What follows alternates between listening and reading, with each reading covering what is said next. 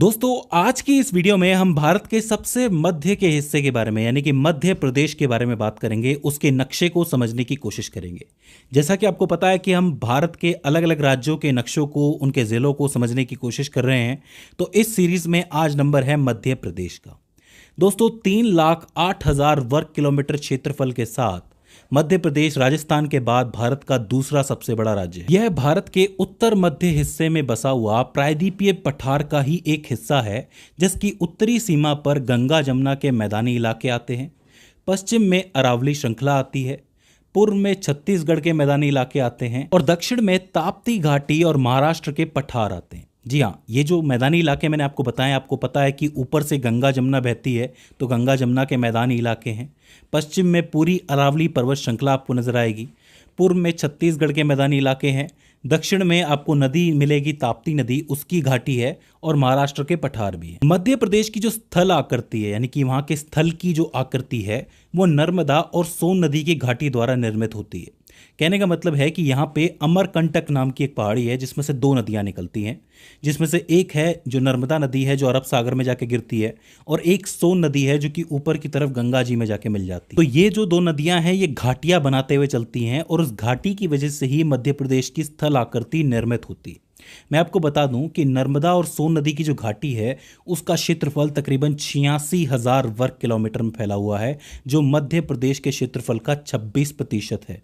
जी हाँ, मतलब पूरा जो क्षेत्रफल है उसमें से 26% पे तो ये दो घाटियां ही है, एक नर्मदा घाटी, एक सोन घाटी। और बात करें इस नर्मदा सोन घाटी के बारे में तो मैं आपको बताऊं कि ये एक संकीर्ण और लंबी घाटी है जिसका विस्तार पूरे राज्य में पूर्व से पश्चिम तक फैला हुआ है। ऊपरी घाटी में सोन नदी बहती है जहाँ पे आपको शहडोल और सीधी जिले जैसे मिलेंगे। अभी मैं आपको जिलों के बारे में बताऊंगा, यहाँ पे शहडोल और सीधी जिले आते हैं। वहीं जो निचला भाग है जहाँ पे नर्मदा घाटी है, नर्मदा का बेसिन क्षेत्र है, वहाँ पे आपको नरसिंहपुर, रायसेन, खंडवा, खरगोन, बड़वानी, होशंगाबाद, मंडला और जबलपुर जैसे इलाके मिल जाएंगे। लेकिन यहाँ ये बात जानना जरूरी है कि नर्मदा घाटी जो है वो सोन घाटी के मुकाबले ज्यादा यूज की जाती है कृषि के लिए। वो इसलिए क्योंकि नर्मदा घाटी के पश्चिम में काली मिट्टी पाई जाती है जो कि कपास के लिए काफी उपयुक्त मानी जाती है। वहीं इसके पूर्वी भाग में लाल मिट्टी पाई जाती है जिसमें चावल, मूंगफली ऐसी फसलों की पैदावार होती है। तो सोन घाटी के मुकाबले कृषि के लिए ज्यादा उपयुक्त नर्मदा घाटी को ही माना जाता है। बात करें मध्य प्रदेश की जलवायु के बारे में तो यहाँ की जो जलवायु है मुख्य रूप से मानसूनी ही रहती है। वो इसलिए क्योंकि यहाँ पे दोनों तरफ से बारिश होती है, मतलब अरब सागर से भी यहाँ पे बादल आते हैं और साथ ही बंगाल की खाड़ी से भी। तो यहाँ का जो जलवायु है काफ़ी ज़्यादा मानसूनी और गर्म रहता है। इसके अलावा खनिजों की बात करें तो जबलपुर में सुरमा और संगमरमर की खदानें पाई जाती हैं और पूर्वी क्षेत्र में कोयला और चूना पत्थर की बहुत ज़्यादा बहुलता पाई जाती है। याद रखना, जबलपुर में सुरमा और संगमरमर, बाकी जो पूरा पूर्वी क्षेत्र आपको दिख रहा है यहाँ पे कोयला और चूना पत्थर पाया जाता है। यहाँ के पर्यटन की बात की जाए तो यहाँ पे पर्यटन के लिए वैसे तो बहुत सारी जगह हैं, लेकिन आप लिख सकते हैं धुआंधार जलप्रपात जो कि भेड़ा घाट जबलपुर के अंदर है। इसके अलावा खरगोन में है, खांडवा में आपका ओमकारेश्वर है और मालवा के पठार हैं। ये कुछ ज़रूरी जगह हैं जहाँ पे पर्यटन होता है और पर्यटन से काफ़ी पैसा भी बनता है, तो ये काफ़ी ज़रूरी जगह हो जाती हैं। अब बात करते हैं उन मुख्य पर्वतमालाओं और पहाड़ियों की जो मध्य प्रदेश में पाए जाते हैं। तो देखो 7 हैं, आप इजीली याद रख सकते हो इनको। एक है सतपुड़ा पर्वत श्रृंखला, एक है विंध्याचल पर्वत श्रृंखला। इनका थोड़ा थोड़ा हिस्सा जो है वो मध्य प्रदेश के अंदर पाया जाता है, ज़्यादा भी पाया जाता है। इसके अलावा मैकाल पहाड़ियाँ यहाँ पे हैं, कैमूर पहाड़ियाँ हैं, अमरकंटक पठार जो कि आपको पता है जहाँ से सोन और नर्मदा निकलती हैं। इसके अलावा पन्ना की पहाड़ियाँ और भारनेर श्रेणी। तो ये सवाल जो है कई बार पूछा जाता है कि कौन कौन सी मुख्य पर्वत श्रृंखलाएं और पहाड़ियाँ पाई जाती हैं, तो आपको ये सारे नाम लिख देने। अब बात करते हैं मध्य प्रदेश के नक्शे के बारे में, यानी कि डिवीज़न और ज़िलों के बारे में, संभाग और ज़िलों के बारे में। तो मैं आपको बता दूं कि मध्य प्रदेश में कुल 55 ज़िले हैं और 10 डिवीज़न हैं, मतलब 10 संभागों के अंदर 55 जिलों को रखा गया है, जिसमें से 3 जिले तो 2023 के अंदर ही बने हैं, तो वो काफ़ी नए हो जाते हैं। ठीक है, तो अब बात करते हैं वो कौन से 10 संभाग है, कौन से 10 डिवीज़न हैं जो मध्य प्रदेश में बटे हुए हैं। तो देखिए, मध्य प्रदेश को आप 3 हिस्सों के अंदर बांट सकते हो। एक है आपका पश्चिमी हिस्सा, एक है मध्य वाला हिस्सा और एक है पूर्वी हिस्सा। हम पश्चिम से पूर्व की तरफ बढ़ सकते हैं। सबसे पहले पश्चिमी हिस्से की बात करें तो यहाँ पे आपको 2 इंपॉर्टेंट डिवीज़न मिलेंगे। एक है ऊपर उज्जैन और नीचे है इंदौर। उज्जैन को आप महाकालेश्वर के नाम से याद रख सकते हो। उज्जैन में कई सारे ज़िले पाए जाते हैं, जैसे कि उज्जैन, रतलाम, मंदसौर, नीमच, शाजापुर, देवास और आगर मालवा। याद रखिए, उज्जैन, रतलाम, मंदसौर, नीमच, शाजापुर, देवास और आगर मालवा। इसके अलावा इंदौर की बात की जाए तो इंदौर में इंदौर, धार, झाबुआ, अलीराजपुर, खंडवा, बड़वानी, बुरहानपुर और खरगोन जैसे ज़िले पाए जाते हैं। तो दो आपके डिवीज़न हो जाते हैं, एक उज्जैन डिवीज़न है, एक इंदौर डिवीज़न है। अगर आप इसको ऐसे याद रखोगे तो ज़रूर हो जाएंगे। इसके बाद हम चलते हैं मध्य भाग के अंदर। मध्य भाग में 4 डिवीज़न आते हैं। सबसे ऊपर आता है आपका मध्य प्रदेश की शान बोले तो चंबल।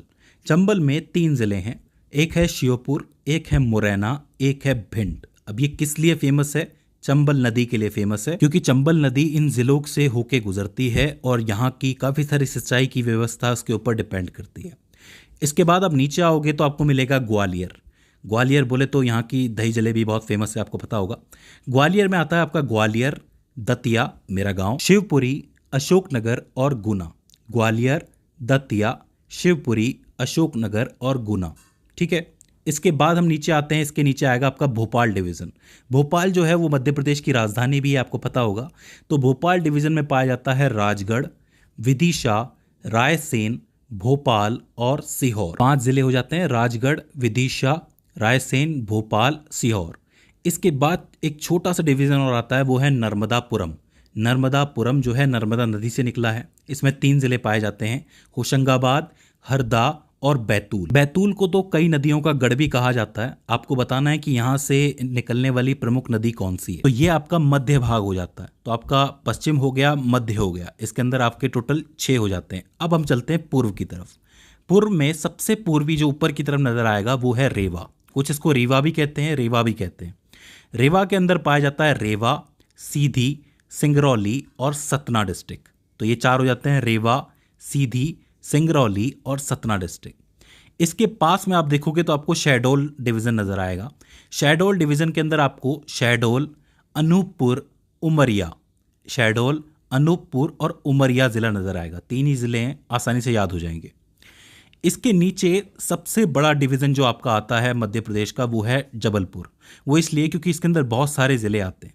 जबलपुर के अंदर एक तो जबलपुर है ही, आप याद रख सकते हो। इसके अलावा कटनी, नरसिंहपुर, छिंदवाड़ा, सिवनी, मंडला, बालाघाट और ढिंडोरी।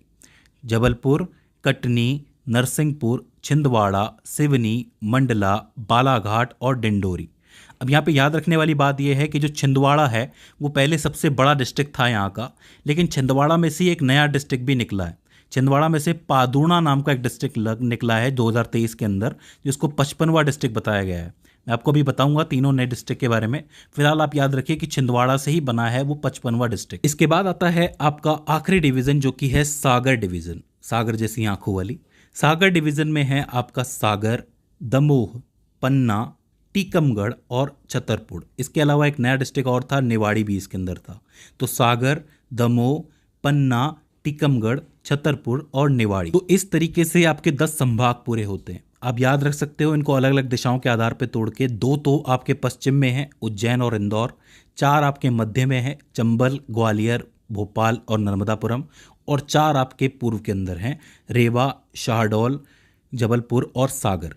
तो ये हो जाते हैं आपके टोटल ज़िले। ये तो सब हो जाता है 52 ज़िले। अब मैं आपको बताता हूँ कि वो कौन से 3 ज़िले हैं जिन्हें नया बनाया गया था 2023 के अंदर।